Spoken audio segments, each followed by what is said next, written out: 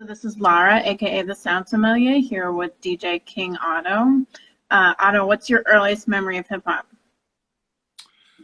My earliest memory of hip hop, it's a weird one because I remember knowing, I would say 79 to 80, that the gangs in New York were starting to do more art and dancing and things like that instead of fighting.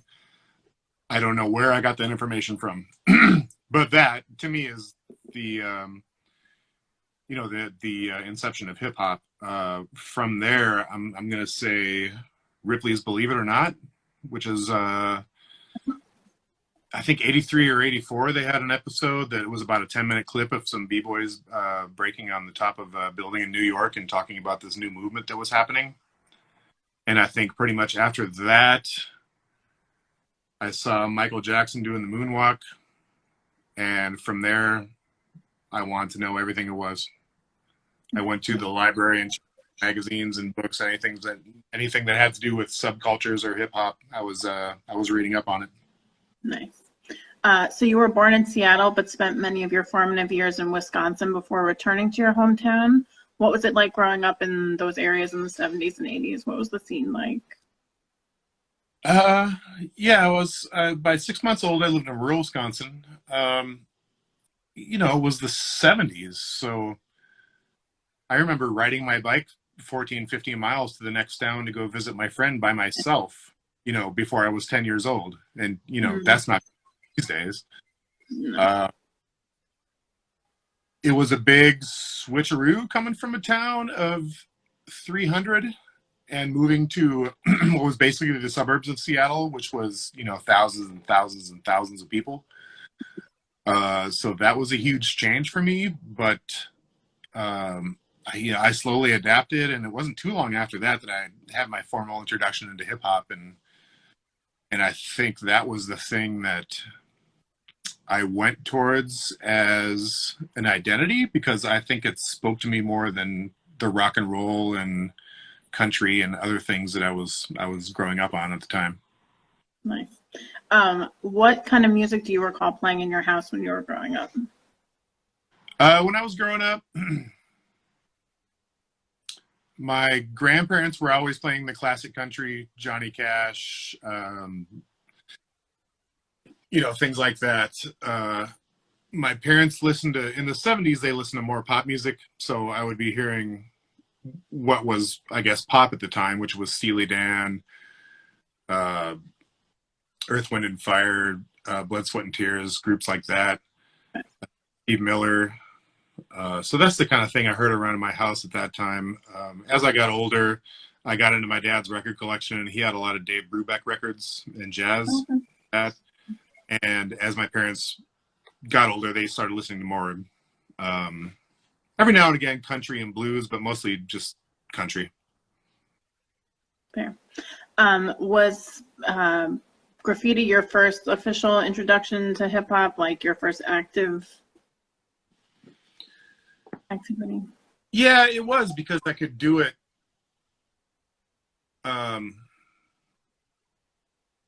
without, I was already doing art. So I could Art in school? Excuse me? Were you pursuing art in school? Like that was your... No, I mean, at that time, it was all general courses. Okay. I had always... My mom used to paint, so maybe that was something that made me interested in doing it, but I drew cartoons and schematics for I don't want to say schematics, just outlines of cars and things like that from early. So when graffiti came along, okay, well, now I make that into letters, and I can add the 3D and do the other stuff. So I did my first piece on a basketball court in 1984 in an area called Mays Pond outside of Seattle. It's about 20, 25 miles north of Seattle. I did a piece. I painted a little bit. I would hear someone coming. I ran into the woods and waited until they were gone. I went back and did more of it, and it probably took me an hour and a half to finish it. It just said hip hop, and it was a volcano. I saw another piece that had a volcano in it, so at the time I was still like copying what I saw. Yeah. Nice. So yeah, I guess graffiti was my first real expression in hip hop. Where did the name Xeno originate?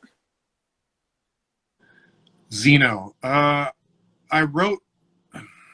I had a ton of names over the years, and I was trying to find something that was a little easier to write. And I liked the letters XENO. Uh, Hmm. obviously, it's xenophobe. I don't know why I chose that name, but it was xenophobe. Xeno was the tag. Where you see Xeno, it's me, XENO. You're not going to see it, but Okay. Um, I think as long as the letters look good, you're fine. Who are the True Believers crew?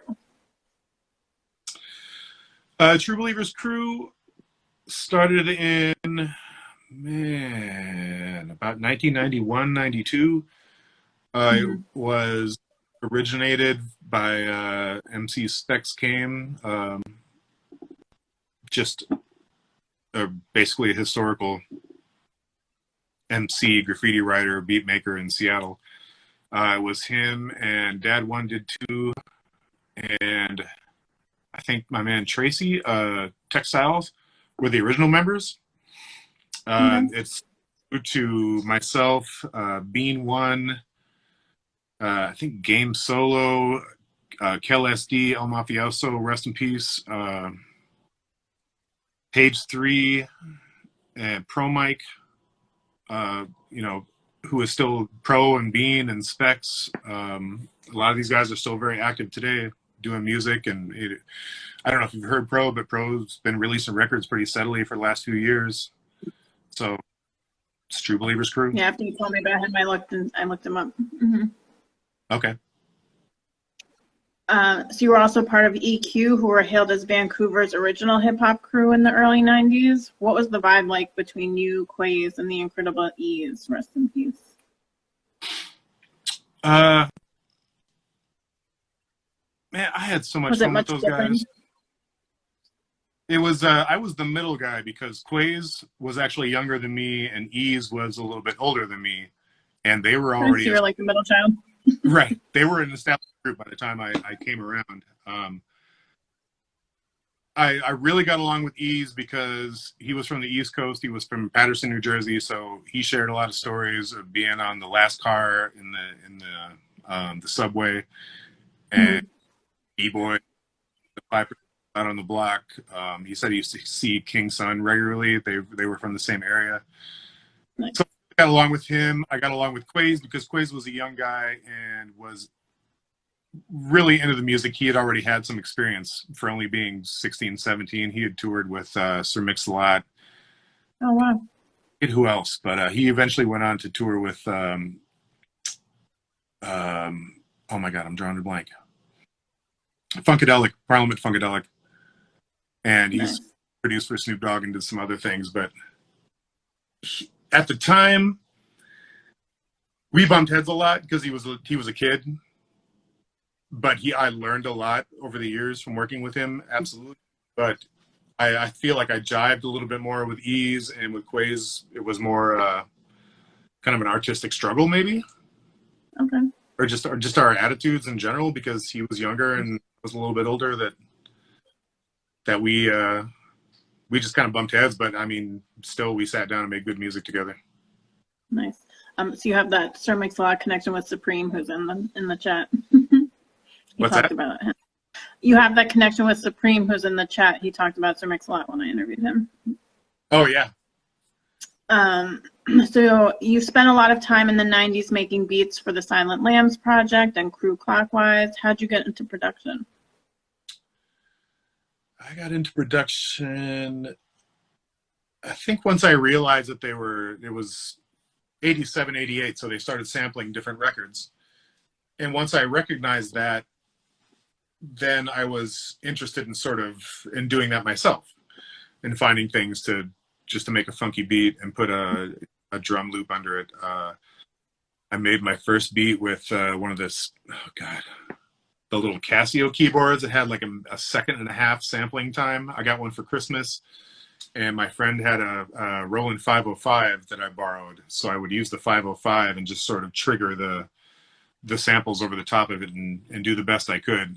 So from 87 to maybe 90, I was doing stuff like that until I bought my own keyboard, and then that was it. I was just obsessed with making beats for probably a good 10, 12 years. That's the only thing I did outside of going to work and, maybe going to a show.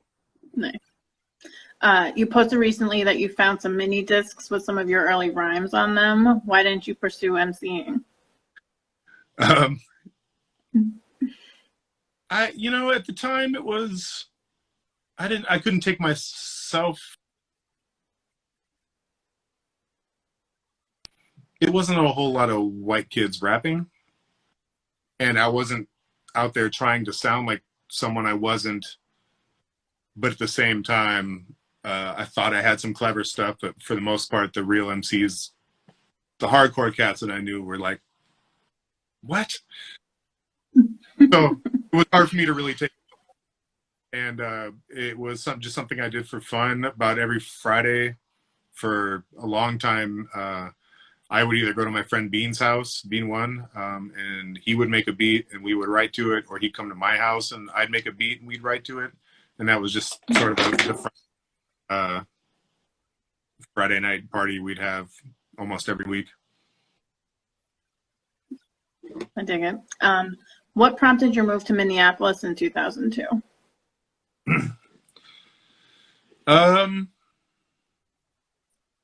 It was a combination of things. I had known some people out here. It was basically I'd been living with a girl for a while and we broke up, and I needed a change of scenery. Mm-hmm. I already knew some people out here. My folks are out here, so I'm like, let me see what happens in Minneapolis.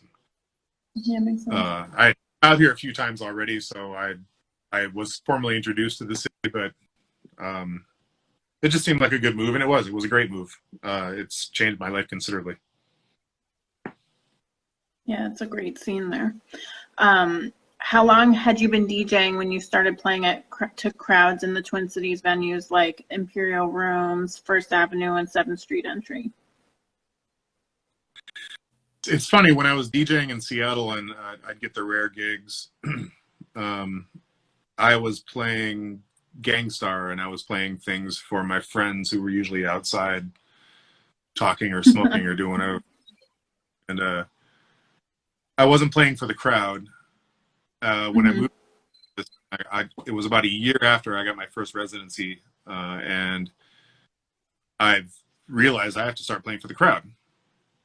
And I like playing music. It's just something I've always enjoyed, is playing music for people, music I like for people. And I really just let go of the underground hip hop part of me and decided that this is what I wanted to do, was make people dance, make people have a good time, whether they're chilling out or whatever. As long as the background music is good to them, then I'm having a good time. So it was about a year after I moved here that I got my first 2 residencies, actually, right around the same time. And within a few years, I was able to quit my job, or I actually got laid off when but got a decent enough severance package to pay off my debts, and I was making enough DJing that I'm like, let's do this. This is what I've been wanting to do. Nice, that was meant to be. So you said that you had to stop playing the underground hip hop, but doesn't Minnesota and the Twin Cities have a really good underground hip hop scene, or was it not really established back then? Get into the dance clubs, I blocked much stuff in the 90s because it was just pop or whatever to me. Mm-hmm. So even Jay-Z, like, I didn't get Jay-Z for probably until his 4th or 5th album, just because it was that pop sound to me. It was that not so much Biggie, but the other bad boy artists, the whole Diddy, Glossy, that. So it was hard for me to like that music then. But as soon as I realized, like, I enjoyed playing it in the clubs for other people, then I reintroduced myself to all the stuff that I was missing in the 90s. Nice. Do you remember the first time you went digging, or even the first record you purchased with your own money? As far as the first record I ever purchased because no, I mean I've been buying records my whole life. Mhm. I had a publishers, not publishers clearinghouse, but the what was it, Columbia? Oh, the membership? Yeah, I had one of Yeah, those I had that too. or something like that. The first hip hop record I bought was Davey DMX, One for the Trouble. Okay. That at the I think it was the Music Land at Alderwood Mall in Linwood, Washington. Wow. When you go digging, which genres do you tend to gravitate towards, and has that changed over the years? Uh, I guess it really depends on where I'm at. Okay. Um, because once I started getting into 45s, now I always go first to the rap 45 section if there is one, Hmm. see if there's anything that I would want to buy out of that. But from there, it's, I mostly focus on 45 since I got addicted to them, but it's always funk, soul, before I start checking out the rock and, easy listening and the other sections. There's always the weird stuff I want to hear. I like picking up the weirdest covers I can find and seeing what's on those records. A portion of the time they hit pretty good. Nice. So you mentioned 45s. You've been referred to as a 45s maestro. When did you develop a fondness for them? The 45 Maestro. Right after I moved here, in about 2002, when I moved to Minneapolis, it was the now I can't think of it. The Shadow mix. It's not product placement. The one that came before that, Brain Freeze. Oh, right. Funk 45s were getting, so I was starting to look for 45s, but instead of finding like really dope funk stuff, I was finding dance classics and 80s songs that I liked and stuff that I was playing otherwise in the club Mm-hmm. or the lounge or whatever it was I was DJing at. So I started buying those, and then I found LL Cool J's The Break of Dawn. Nice. It had On 45? 1045, and it had the instrumental on the B side, which I didn't have. The 12-inch that I had have that on the other side. So I bought that, and I'm like, oh, what else can I find? Nice. It was a mission to get any song I ever liked on 45, if it exists. Wow. And it's led me down a lot of rabbit holes and money out of my bank account. Do you find that you have a lot of doubles because you may pick up some stuff and forget that you have it since your collection's so large? Or? Mostly, when that happens, mostly it's new stuff. Okay. Like, yeah, I'll buy something and then forget that I bought it because, especially these days when things are taking so long to arrive, Nice. or your record Right. in that order, That's a free couple extra months, and then I'm like, I bought it somewhere else. Mm-hmm. Yeah, I've ended up with 3 or 4 copies of newer stuff sometimes that I'm like, I already bought this. I mean, can't hurt to have more than one. So your collection's grown significantly over the years. How do you keep them so well organized? You posted a photo the other day that I was very impressed with. I organized them by genre mostly. Beyond that, they're just random. Mm-hmm. I probably have 70 of the little tiny milk crates. Okay. And yeah, they're all broken up by maybe 4 or 5 different genres. Nice. So I'm sure traveling with 45s may have been slightly easier than lugging around crates of 12s. It's been many years now since programs like Serato and Tractor appeared. What are your thoughts on the migration to digital mixing? It was inevitable, as technology advances, Right. It had to happen. So I mean, what's going to happen? Interesting thing. I've been playing off Serato since 2005 because, Mm-hmm. if you're going to play new music, you have to have it. Right. It used to be that you got sent 12 inches or whatever in the mail, but now I get emails all the time of new music. So that's the Mm-hmm. way I play it. So, and that actually, when Serato came out and I bought that, it actually freed me up to buy more things that I wanted to buy as opposed to buying things that I knew I had to play. Mm-hmm. That So I makes sense. built my collection with what I wanted as opposed to the stuff that I would play in a club somewhere. Mm-hmm. So you've shared a stage with artists like The Roots, Jill Scott, Sharon Jones and the Dap Kings, and fellow Twin Cities artist Brother Ali and Atmosphere. Can you share a story or two about some of your greatest live show experiences, since we're all missing them right now? Um, I thought about this. I'm going to go back to my Vancouver EQ days. And I always talk about the Public Enemy story, but we also did a short 2-show tour with Snap when Snap was big. And they had, yeah, Snap Rhythm is the Dancer, Snap? Okay. yeah. And we did a show in Vancouver Ballroom. And I think it was the next night we played in Victoria. So we had to travel not very far, but you had to take a stay at a hotel and whatnot. There's a couple different stories from that one. We did the sound check at the Commodore Ballroom, and I remember what was that cat's name? Was it Turbo B? Anyway, I was doing my sound check and checking my turntables and trying to get them set to where they wouldn't skip and so much. And he came up and he was like, asked me some questions like, "Oh, you ready for the DMC?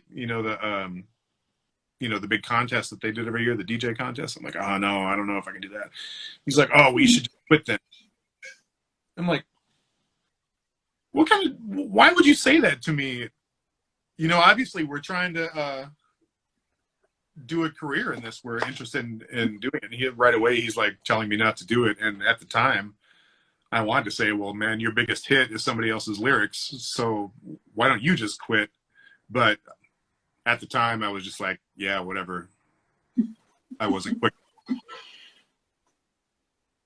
And plus I probably didn't want to deal with talking to him anymore. Right. He put you off a little bit. Yeah. Yeah. So do you prefer more intimate boutique shows or the larger club bangers when you play? Either when you play out or shows? They both are fun. Mm-hmm. I had I did play downtown every Friday, Saturday night for several years. And for the past 10 years, I've been doing the same kind of party at least once a month at a place called Honey, which recently closed down. Yeah. And it wasn't a big club banger. It wasn't a big space at all. It was maybe 300-400 people capacity. It was a basement club. But I could play that kind of stuff and it would go over really well. And that was a lot of fun for me to be able to play what I wanted to play from, from the club genres, and to have people react to it. But at the same time, I love playing. Another place I play is Constantine, where it's just a lounge, and I can play some pop stuff, I can play rap stuff, I can play whatever I want, and it's just fun to go off and mix and try different things. And not everyone is paying complete attention, but you're giving them something to listen to if they are paying attention.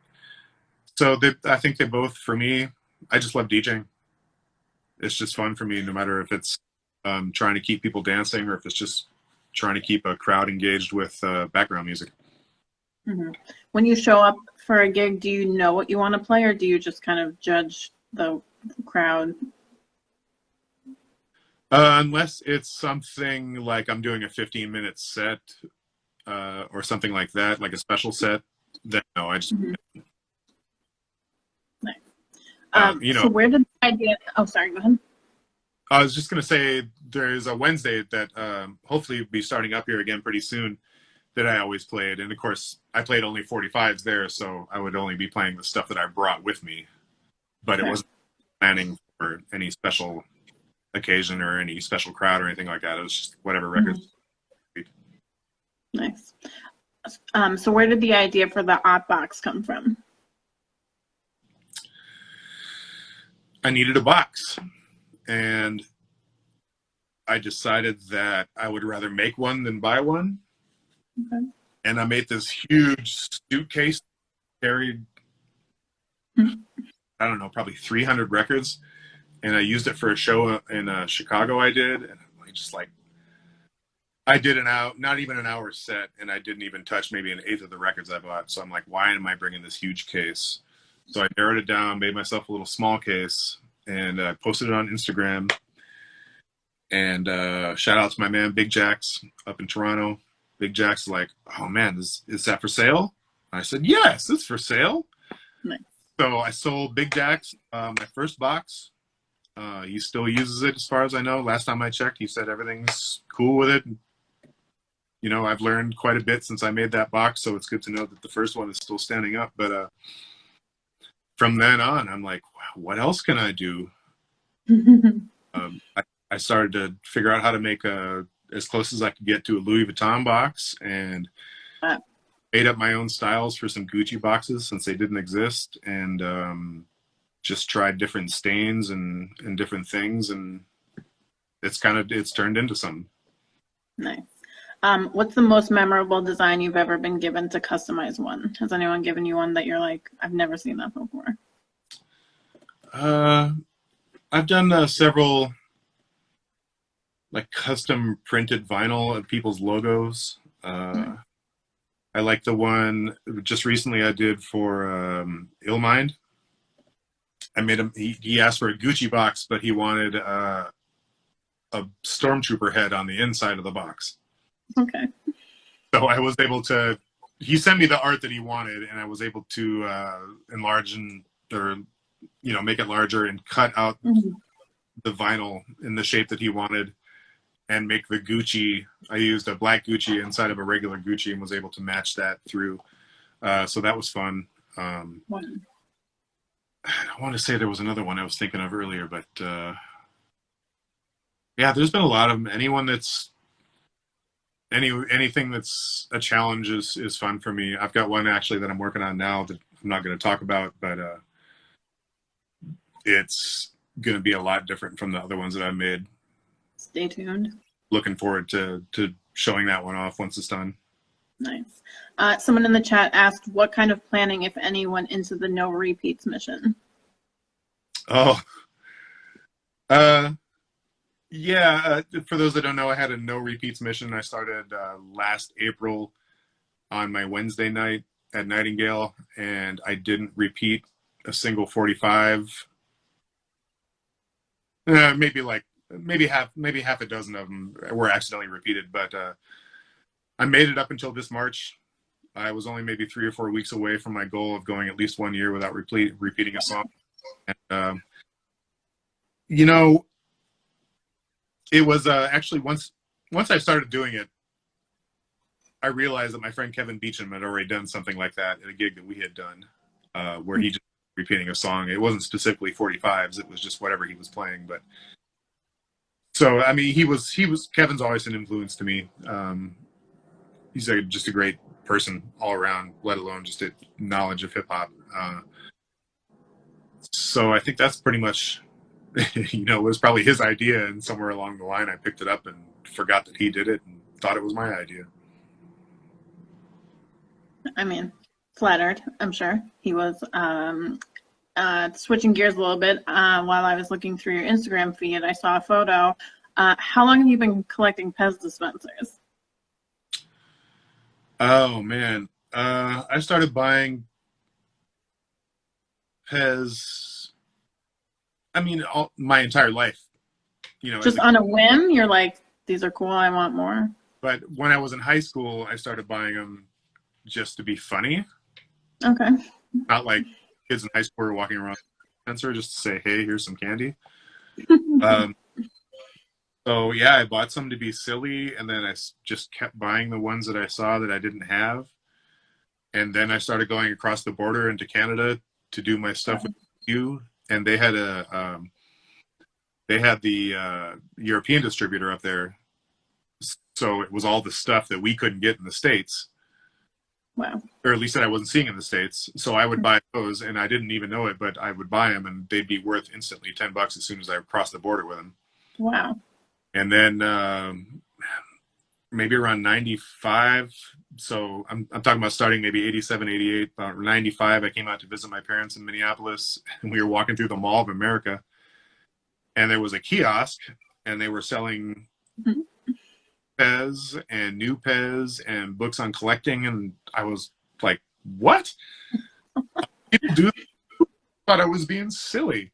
And I started looking through some of the price guides, and I had a pretty decent collection going. So I said, okay, well, let's do this. So something that Paula said, you know, she looks at the stuff she collects and it brings her joy. And I'm like, well, that's the same kind of thing when I look at my little Pez dispensers. Mm-hmm. They're just little colorful little plastic pieces of cartoon characters or whatever, but Nostalgia. they make me that sounds. Have you had it appraised? No, and just based off that first book I bought in '95, prices have gone way down on a lot of that stuff. Right. I've got things a couple pieces that I paid that are broken that I paid $75 for that you might be able to get mint now for 25. Like someone maybe found a box of them or something. Right. Or maybe just the interest has gone in a different way since the 90s. I don't know, but It could change. yeah, things change. Some stuff's still worth a lot, some not, but I don't care. Yeah. I like it. So you mentioned Honey earlier. You were a resident DJ at Honey in Minneapolis for many years. How did you feel when you learned it was closing so soon after the pandemic hit? Sad. Yeah. Sad. You know, I always said it was my favorite night of the month because it was. It was just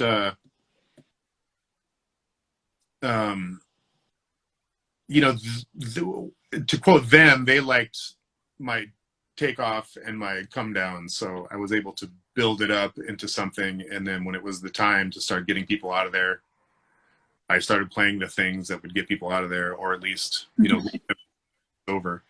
Mm-hmm. At that time, I also got on the mic and started talking a lot of shit, cracking jokes. But it was just fun as a DJ. It's fun to be able to curate that kind of night on your own and develop it and have it last for would have been 10 years last month. Wow. So yeah, just proud and happy of the times I played there, and to be amongst the group of other DJs that played there, because besides just the local stalwarts that played there for roughly, everybody had the same almost 10-year run. Almost every it was a pretty set schedule that happened every month for almost 10 years, along with other big names that would come through that people booked. You know, I'm just proud to have been a part of it. Nice. So I read that you tried to deny the aging process for a good 20 years. You turned 50 a few months ago. Happy belated. How does hip hop culture today compare to how it was when you got involved 35 years ago? It's I never denied it. Hip hop has just kept me young. Oh, okay. You know, the biggest difference, I think, is you can go to the store and buy hip hop, whatever. You can go take hip hop dance classes. You can go buy hip hop fashion. When I got into it, hip hop fashion wasn't something that had a name yet. Mm-hmm. It was, you know, your Lee jeans or whatever kind of jeans, and the way you wore them. It was the way you wore your tennis shoes and the laces you put in them. Mm-hmm. You know, Kangol didn't have anything to do with hip hop when hip hop started wearing Kangol hats, or Gazelles or Goliaths.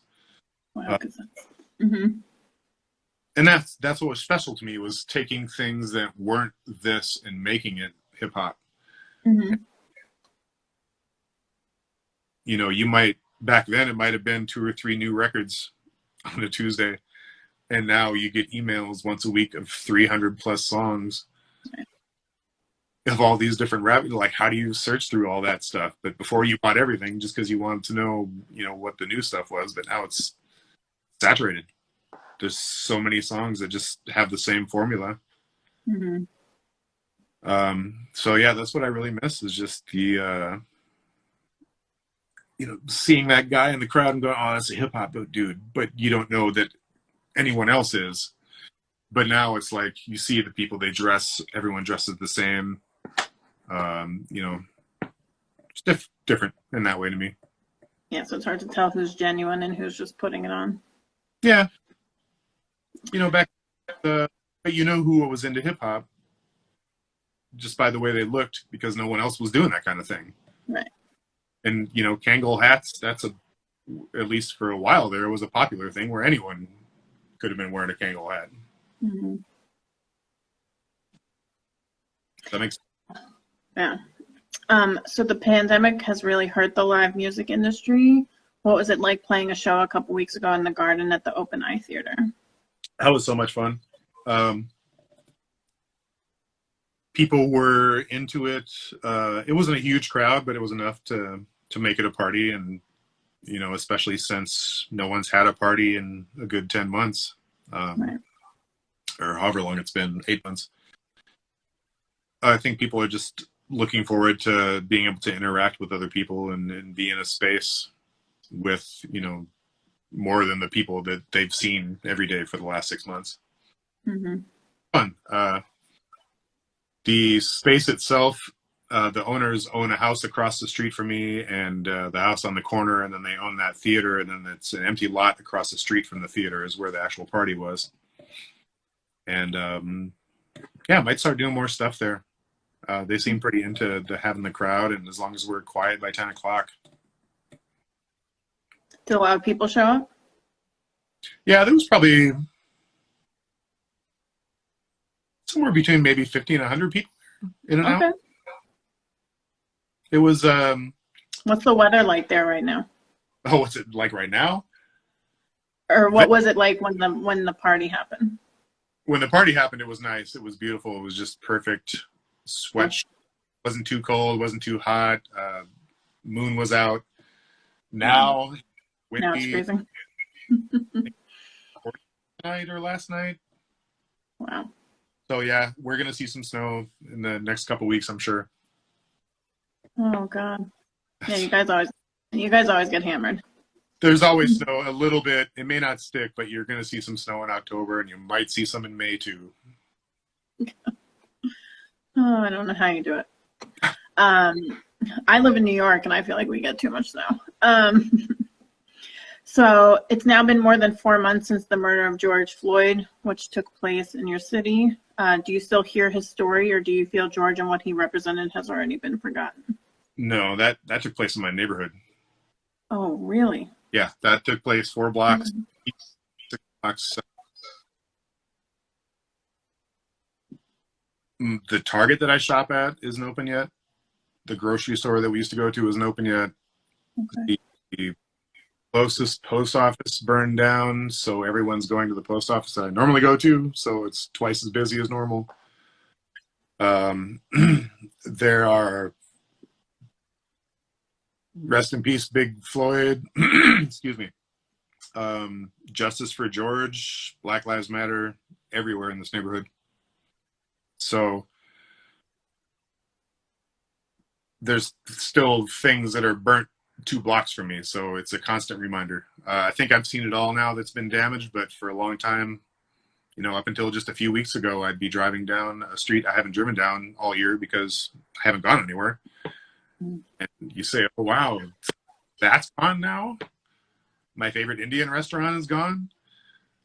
The buildings around it are gone? It's crazy in that way, but it's even crazier to just continually see this happen in other cities. Right.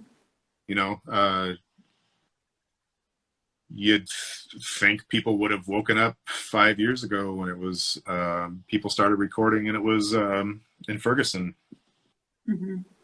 Mike Brown, and it continues to happen. it seems like every week or every couple of weeks there's just another murder that we hear about. So it's a constant reminder that nothing has fucking changed. Right. Yeah, I've had multiple conversations about how nothing's changed in 50 years. So. Yeah, it was just the other day. I commented to my wife because we had the music on random, and we heard it was a song. I can't remember if it was a Gangstar song or if it was off of one of the other projects, but it was all, they were shouting out different people who were in prison. Mm-hmm. And right after that was the Chain Gang, Sound of the Men Working on the Chain Gang. Right. And this is just another prison song right after the last prison song, but these songs are probably like 60 years apart. Mm-hmm.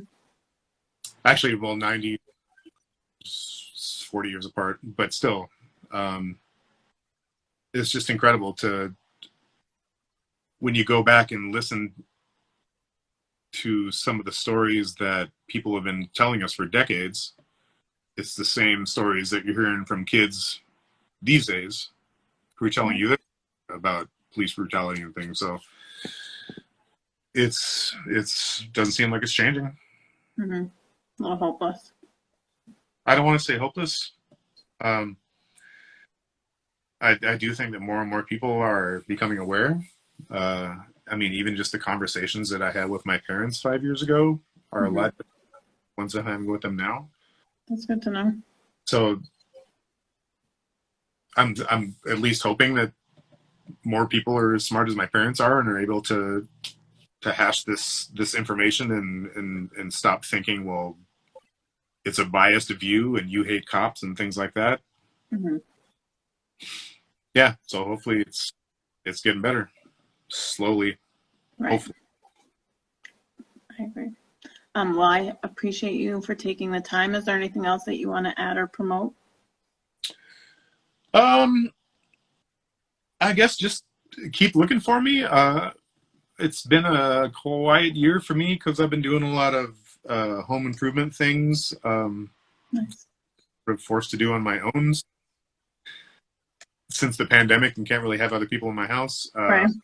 But I've got, I'm going to start releasing more of my old music in sort of album form, Nice. at least on my Mixcloud.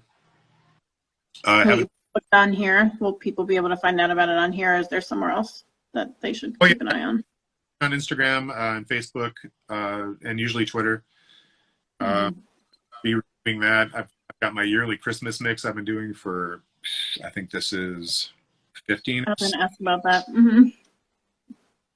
So I've got another one of that I'm starting to plan. And yeah, I'll probably start doing more mixes. I've got another, I've been doing, a few years ago, I started doing a Breaks 101 mix, which was basically me playing drum break 5. I managed to play 100 drum breaks in 30 minutes. Then Breaks 201, the next one was 301. So 401 is coming pretty soon. And I'm thinking about doing that live on Twitch as I record it for Mixcloud. So I was going to say, those are all on Mixcloud, right? I think I saw them. Yeah, they're on. The next one I'll probably do live and then have the audio on Mixcloud. Nice. Also, your wall behind you is stunning. I can't stop looking at it.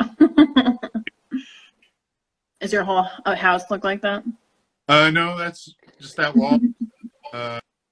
Nice. Sharon Jones, Beat Nuts, Del the Funky Homo Sapien. Yeah, it's just over the years I've been trying more and more to get autographs on my 45. Nice. I see a De La Soul up there. Nice. Yeah, De La is Biz. I wonder how he's doing. I haven't heard anything about him in a while. Yeah, I asked a couple people that know him closely, and they said he's on the mend. Yeah. But, Fingers crossed. Well, I hope you have a good night and a great weekend. And thanks so much for talking to me. Thank you. I appreciate it. Have a good one. Bye-bye. Bye.